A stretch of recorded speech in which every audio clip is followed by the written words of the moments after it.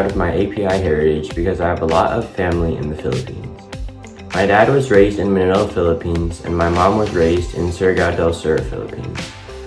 They met in college at De La Salle University in Manila, which is why they decided to send me to De La Salle High School.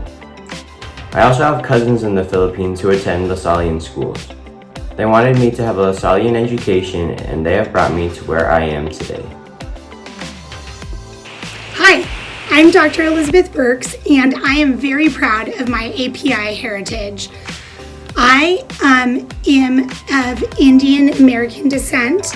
My dad is from a southern state of India called Kerala, and my entire extended family on my father's side speaks a language called Malayalam. And when I was growing up, my parents gave my sister and I both Indian nicknames. And I was very proud of my Indian nickname, which is Uni, which means precious little one. And I used that nickname all the way up till I was a senior in high school and beyond a little bit.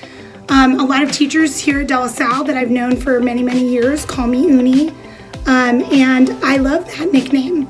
It wasn't until I got my PhD that I started going by my American name. So when people call me Elizabeth, it's actually still quite foreign to me. I definitely still identify as Uni, which is an important part of identifying with my Indian heritage.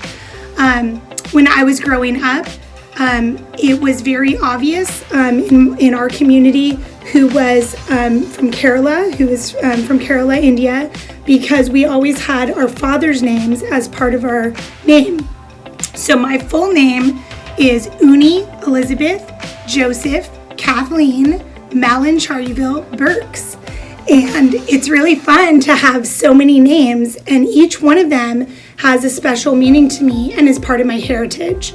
I just want to encourage every single student out there to embrace who you are and where you come from.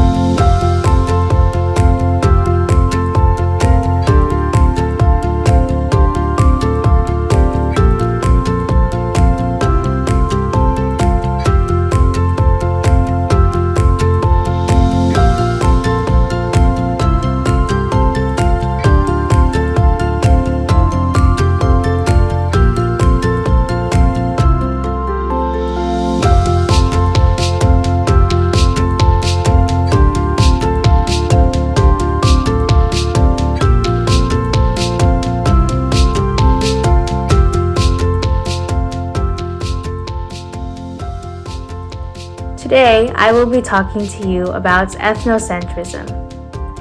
Google defines ethnocentrism as the evaluation of other cultures according to preconceptions originating in the standards and customs of one's own culture.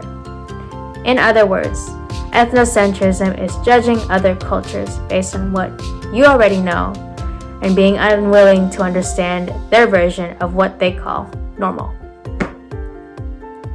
One example of ethnocentrism in current events would be how America perceives bats. In certain parts of China, bats are consumed as a delicacy. Nothing wrong with that. In America, bats are not consumed. Also nothing wrong with that. However, from the American perspective, this creates the ethnocentric idea that consuming bats is revolting. When it became known that coronavirus was discovered in bats in China, this resulted in even more ethnocentrism and put Chinese people to blame for the pandemic, even though we know that's not true. However, because of ethnocentrism, just 1 month after the pandemic started in America, over half of Chinese restaurants had to stop taking debit and credit card transactions during the pandemic, indicating declines in business. Chinese restaurants were one of the hardest hit establishments from this pandemic. And that is why it is so important to understand why other cultures are the way that they are. Because, as we can see, ethnocentrism can negatively impact entire groups of people.